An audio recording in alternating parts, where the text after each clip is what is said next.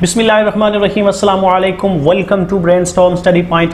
Brainstorm study point के आज के इस सेशन में आपको खुश आमदीद कहता हूँ। और आज का हमारा टॉपिक है कंट्रीज ऑन इक्वेटर्स, यानी वो ममालिक जो इक्वेटर के ऊपर बेस करते हैं, उनके बारे में आज के इस सेशन में हम पढ़ेंगे। बड़ा इंपॉर्टेंट और ट्रिकी टॉपिक है। इस हवाले से काफ़ी क्वेश्चन एग्जामिनेशन में आते हैं। कभी उनके कंट्रीज का नाम पूछा जाता है, कभी वो ये पूछा जाता है कि वो किस कॉन्टिनेंट से है। तो इस हवाले से काफ़ी क्वेश्चन इससे इक्वेटर के ऊपर जो कंट्रीज हैं उस हवाले से आते हैं। काफ़ी डिफिकल्ट और ट्रिकी टॉपिक है। मोस्टली स्टूडेंट्स ऐसा करते हैं कि वो इन नाम्स को हवाले से रट्टा लगाते हैं। एक अरसे तक तो उनको नाम याद रहते हैं, लेकिन उसके बाद ये नाम जो है वो जहन से भूल जाते हैं, माऊफ हो जाते हैं, और फिर आप उसको दोबारा रट्टा लगाना पड़ता है या दोबारा याद करना पड़ता है। लिहाजा इस हवाले से ये काफ़ी मुश्किल है। मैंने इस सेशन को जिस तरह तरतीब दिया है, जिस तरह के इन नेम्स के हवाले से और इससे रेलिवेंट जितने भी इंफॉर्मेशन है उनको जिस तरह मैंने तरतीब दिया है, आज का सेशन देखने के बाद आपको उन ममालिक जो कि इक्वेटर के ऊपर बेस करते हैं उनके नेम्स आपको कभी भी नहीं भूलेंगे, और आप एग्जामिनेशन में आसानी के साथ इन कंट्रीज़ को आइडेंटिफाई भी कर लेंगे, डिफ्रेंशिएट भी कर लेंगे, और ये वाले जो कंट्रीज़ है वो आपको कभी भी नहीं भूलेंगे। चूँकि आज के सेशन को मैंने इस तरह तरतीब दिया है, इतना इंटरेस्टिंग बनाया है, और सारा सेशन में जो है उनको विजुअलाइज किया है, पिक्चर्स की मदद से मैंने इसको तरतीब दिया है ताकि आपको समझने में दिलचस्पी के साथ जो है वो समझने में आपके लिए आसानी हो। तो सबसे पहले हम देखते हैं कि इक्वेटर कहाँ होती है। तो इक्वेटर हमारी ज़मीन को ईस्ट से वेस्ट जो है ये पाई जाती है, इसको क्रॉस करती है, और ये हमारी ज़मीन को दो हिस्सों में तकसीम करती है। एक वो वाला पोर्शन जो कि इसके नॉर्थ में या अपर होता है, ऊपर वाली साइड पे ये वाला पोर्शन, इसे नॉर्दर्न हेमिस्फीयर या शुमाली कुर्रा अर्ज़ कहते हैं, और दूसरा इसके नीचे या साउथ वाला पोर्शन है जिसे सदर्न हेमिस्फीयर या जनूबी कुर्रा अर्ज़ कहते हैं। तो इस तरह इक्वेटर हमारी ज़मीन को तकसीम करती है। ये जो पूछा जाता है कि कौन कौन सी कंट्रीज इक्वेटर के ऊपर हैं, तो वो वाली कंट्रीज जो इस लाइन के ऊपर आते हैं, अगर आप देखें तो एक साइड से तो ये आपको लाइन नज़र आती है और मुख्तलिफ आपको कंट्रीज में से ये गुजरती हुई नजर आती है। तो वो वाली कंट्रीज जो कि इस लाइन के ऊपर रहते हैं, यानी लाइन ऑफ इक्वेटर के ऊपर रहते हैं, उस हवाले से पूछा जाता है कि वो कौन कौन सी कंट्रीज हैं। इस हवाले से क्वेश्चंस एग्जामिनेशन में आते हैं। काफी इंटरेस्टिंग टॉपिक है, तो आज के इस सेशन में हम इसको बड़े अच्छे तरीके से देखेंगे। सबसे पहले हम देखते हैं कि ये कहाँ से स्टार्ट होती है और किस तरह मुख्तलिफ रीजन से, दुनिया के रीजन से ये गुजरती है, और कहाँ से ये जाती हुई हमारी जमीन को तकसीम करती है।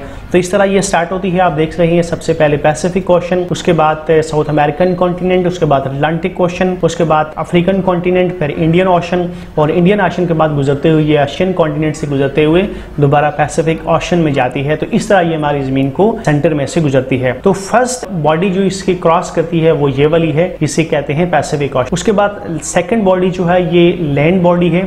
ये वाला पोर्शन आपको नजर आता है, ये साउथ अमेरिकन कॉन्टिनेंट है जिसमें से ये गुजरती है। उसके बाद नेक्स्ट पर आती है वाटर बॉडी, ये वाली जो व्हाइट मैन पोर्शन है इसे अटलांटिक ओशन कहते हैं। उसके बाद यहाँ से ये गुजरती हुई फिर अफ्रीकन कॉन्टिनेंट में जाती है, और ये वाला पोर्शन जो आपको नजर आता है ये अफ्रीकन कॉन्टिनेंट है और ये इसमें से गुजरती है। अफ्रीकन कॉन्टिनेंट में गुजरने के बाद जो नेक्स्ट वाटर बॉडी जाती है उसे इंडियन ओशन कहते हैं, जो कि साउथ एशिया के नीचे आपको नजर आ रहा है।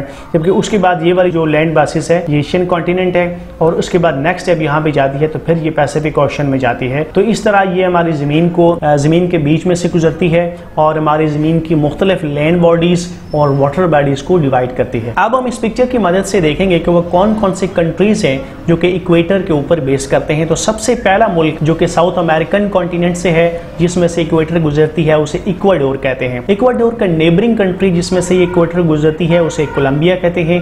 जबकि तीसरा मुल्क जो कि साउथ अमेरिकन कॉन्टिनेंट से है और काफ़ी बड़ा और मशहूर मुल्क है उसे ब्राज़ील कहते हैं। तो ये तीन ममालिक साउथ अमेरिकन कॉन्टिनेंट से हैं जिनमें से इक्वेटर गुजरती है। और अगर इन कंट्रीज की आप फर्स्ट अल्फाबेट्स के पे वर्ड करें तो ये भी उनमें काफ़ी नियरनेस नजर आती है, ई, बी और सी।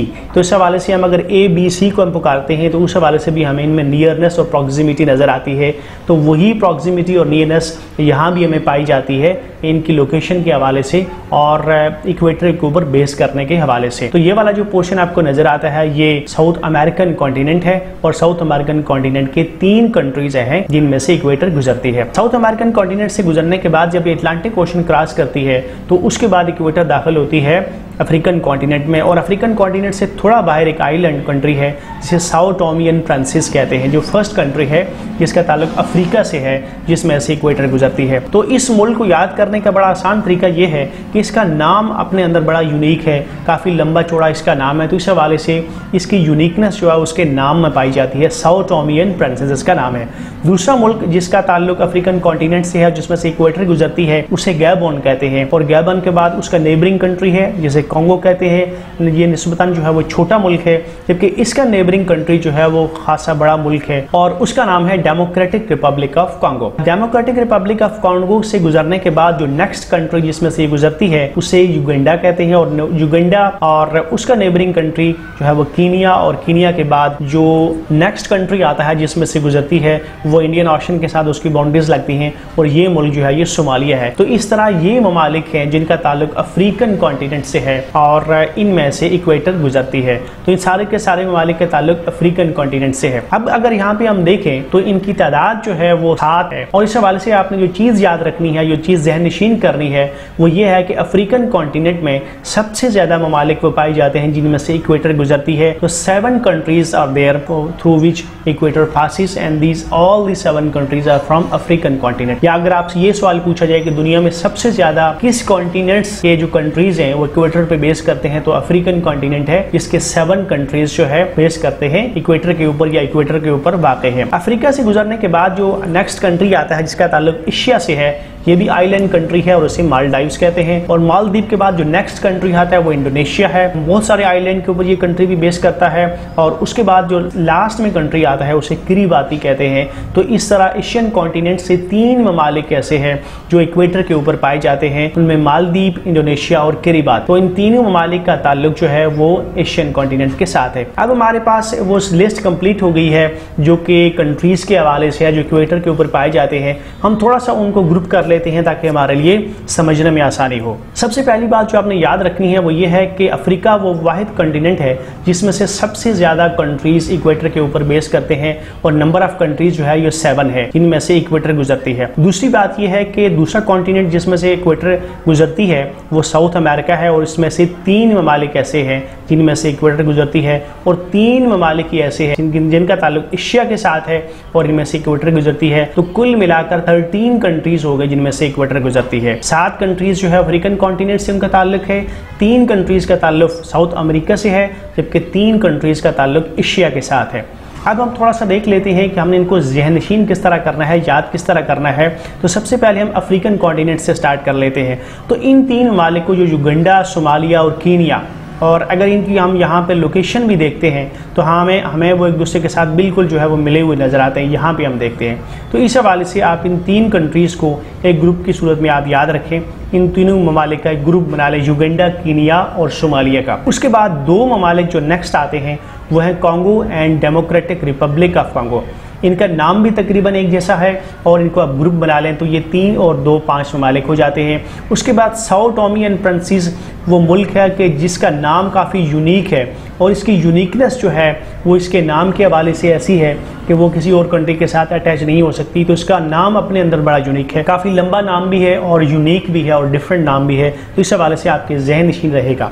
जबकि लास्ट कंट्री जो इस हवाले से बच जाता है वो है गैबोन, और इस तरह उसको आपने याद करना है। तो इस तरह 7 कंट्रीज ऐसे हैं जिनका ताल्लुक अफ्रीका के साथ है। साउथ अमेरिकन कॉन्टिनेंट्स के कंट्रीज की अगर बात की जाए तो उनके फर्स्ट अल्फ़ाबेट्स बड़े इंपॉर्टेंट है, B, C और E।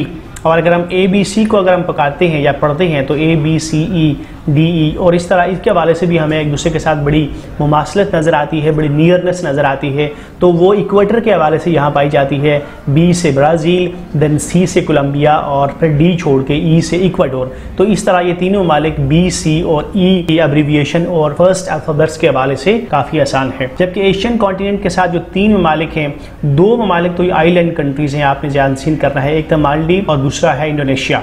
जबकि तीसरा मुल्क भी आप देखें तो ये भी किरिबाती आपको जो है वो पैसिफिक ओशन में नजर आता है। तो तकरीबन तीनों ममालिक की जो सिमिलैरिटी इस हवाले से है कि वो आइलैंड्स के ऊपर बेस करते हैं या उनका ताल्लुक आइलैंड्स के साथ है। तो इस तरह ये तीनों ममालिक आप ज़हननशीन कर सकते हैं। एक और क्वेश्चन इस हवाले से ये भी बनता है कि आपको पता होना चाहिए कि जो कॉन्टिनेंट्स में सिर्फ 3 कॉन्टिनेंट्स हैं जिनमें से इक्वेटर गुजरती है, उनमें south American continent, African continent और एशियन कॉन्टिनेंट है। इसके अलावा किसी और कॉन्टिनेंट से जो है वो इक्वेटर नहीं गुजरती। यानी यूरोप के हवाले से अगर बात की जाए तो यहाँ पे इसमें से नहीं गुजरती, और फिर नॉर्थ अमेरिका से भी नहीं गुजरती। तो यूरोप और नॉर्थ अमेरिकन कॉन्टिनेंट 2 ऐसे कॉन्टिनेंट्स हैं, और फिर तीसरा ऑस्ट्रेलिया। ये 3 कॉन्टिनेंट्स ऐसे हैं जिनमें से इक्वेटर नहीं गुजरती, और 3 ममालिक जिनमें से इक्वेटर गुजरती है वो साउथ साउथ अमेरिका, अफ्रीका और एशिया है। आइए अब इस इंफॉर्मेशन को हम रिकैप करते हैं और एक और तरीके से इसको रिकैप करते हैं ताकि जो नंबर्स है वो हमारे जहन में अच्छी तरह से जो है वो ज़हननशीन हो जाए। तो टोटल नंबर ऑफ कंट्रीज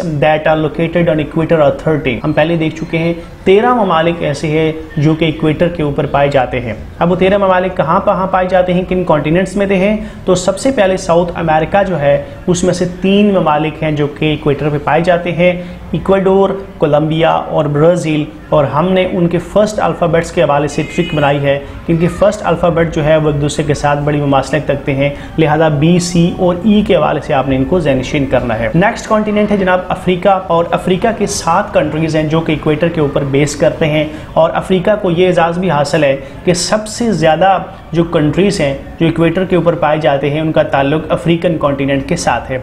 अब अफ्रीकन कॉन्टिनेंट के नाम्स के हवाले से जो हमने ट्रिक बनाई थी वो थी युगांडा, कीनिया और सोमालिया के हवाले से। इनको हमने ग्रुप बनाया है और उसके बाद हमने कॉन्गो और डेमोक्रेटिक रिपब्लिक ऑफ कॉन्गो, इन दोनों ममालिक का एक ग्रुप बनाया है। तो इस तरह कुल मिलाकर 5 ममालिक हो गए, जबकि 2 ममालिक जो बच जाते हैं उनमें साओ टोमी एंड प्रिंसिस है। ये अपने अंदर बड़ा यूनिक नाम है। जबकि एक कंट्री इनमें जो बच जाता है जिसको आपने थोड़ा ज़हनशीन करना है वो है गैबोन। ये जो फर्स्ट नंबर पे है तो इसको आपने ज़हनशीन करना है। तो इस तरह इन 7 कंट्रीज़ को आपने ज़हनशीन करना है। थर्ड कॉन्टिनेंट्स जिसमें से इक्वेटर गुजरती है वो एशियन कॉन्टिनेंट है और इसके 3 ममालिक ऐसे हैं जिनमें से इक्वेटर गुजरती है और 3 ममालिक जो है मालदीव्स, इंडोनेशिया और किरिबाती है। इन तीनों ममालिक के हवाले से जो मैंने आपको बताया है, अगर उनको गौर करें तो तीनों ममालिक या तो आईलैंड है या आईलैंड के ऊपर बेस करते हैं। आज का सेशन अपने इख्तिताम को पहुंचा। Thank you very much for watching. For more updates and tutorials please subscribe my channel brainstorm study point. Brainstorm study point के चैनल को आपने जरूर सब्सक्राइब करना है और बेल आइकन को प्रेस करना है। किसी नए सेशन में किसी नए टॉपिक के साथ आपकी खिदमत में फिर हाजिर होऊंगा। अपना बहुत सारा ख्याल रखिएगा। Thank you very much. Allah Hafiz.